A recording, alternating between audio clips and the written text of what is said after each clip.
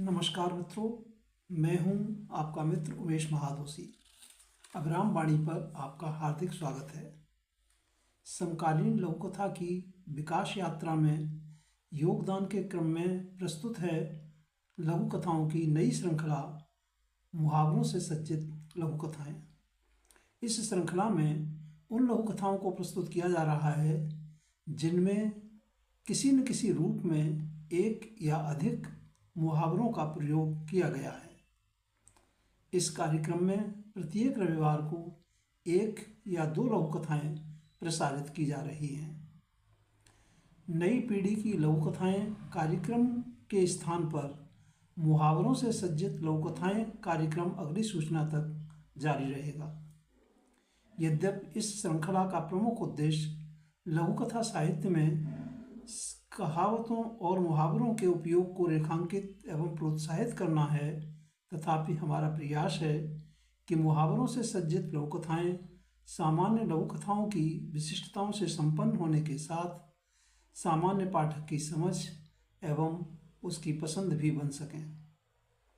तो प्रस्तुत है मुहावरों से सज्जित लघुकथाएं कार्यक्रम की आज की प्रस्तुति। आज की प्रस्तुति में शामिल हैं दो लघुकथाएं। सुश्री प्रगति त्रिपाठी जी की रस्सी जल गई एवं सुश्री सुनीता मिश्रा जी की लघुकथा स्विमिंग सूट। दोनों लघुकथाओं का वाचन उमेश महादोशी यानी मेरे द्वारा किया जा रहा है। ये लघुकथाएं मुहावरों से सज्जित लघुकथाओं के संकलन काम जो आवे कामरी में शामिल हैं। तो पहले प्रस्तुत है सुश्री प्रगति त्रिपाठी जी की लघुकथा रस्सी जल गई। चलो शादी अच्छे से निपट गई। रीता की माँ एक कप चाय ले आओ। थके हारे वर्मा जी ने अपनी पत्नी से कहा। वर्मा जी की पत्नी चाय लेकर आई। बेटी की विदाई से अभी उनका मन भी दुखी था।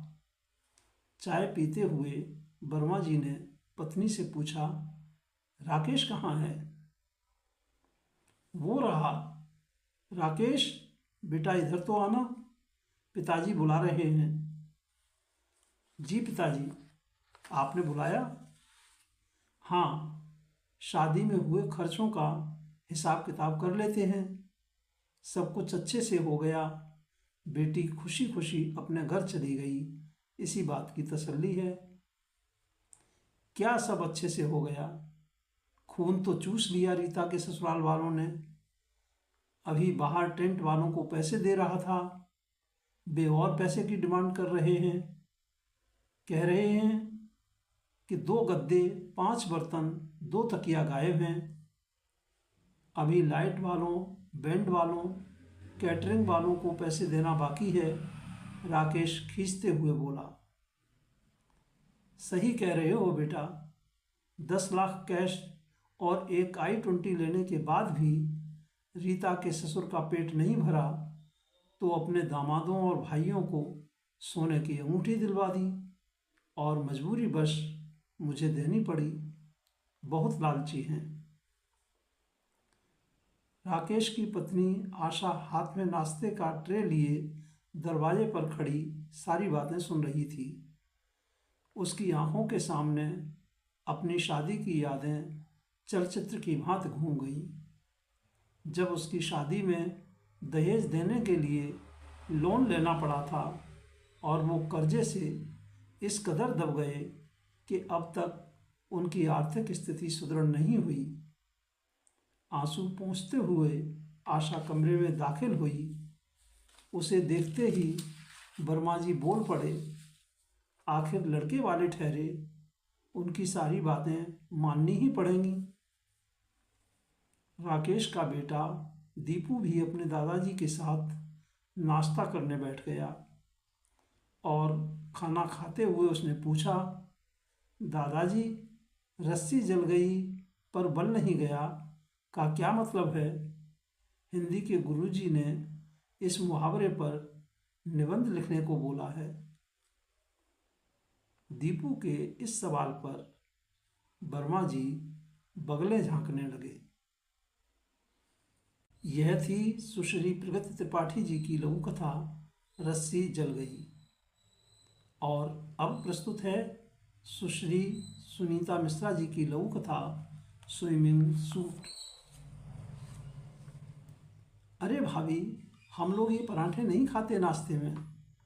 कॉर्नफ्लेक्स, मूसली, ब्रेड बटर लेते हैं। आपको मालूम तो है, आपके जीजाजी अफसर हैं, हेल्थ कॉन्शियस हैं। सुबह हम दोनों स्विमिंग पूल जाते हैं। पता है, हमें तो स्विमिंग में बहुत प्राइज मिले।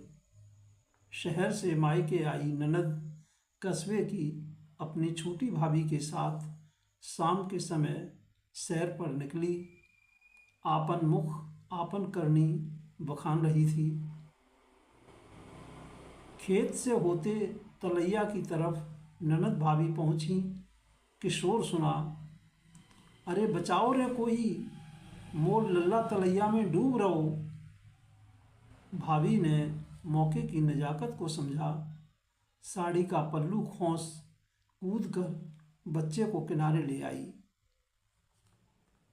हम भी बच्चे को बचा लेते, पर वो क्या, स्विमिंग सूट नहीं था ना हमारे पास। ननद रानी बोली। सुश्री सुनीता मिश्रा जी की इस लघु कथा स्विमिंग सूट के साथ हम लेते हैं आपसे विदा। आगामी रविवार को फिर मिलेंगे। मुहावरों से सज्जित लघु कथाएं कार्यक्रम की श्रृंखला को आगे बढ़ाने के लिए आप अपनी नियमित योजनाओं में सफल हों, जीवन में भरपूर ऊर्जा और उत्साह से आनंदित रहें। हार्दिक शुभकामनाएं। नमस्कार मित्रों।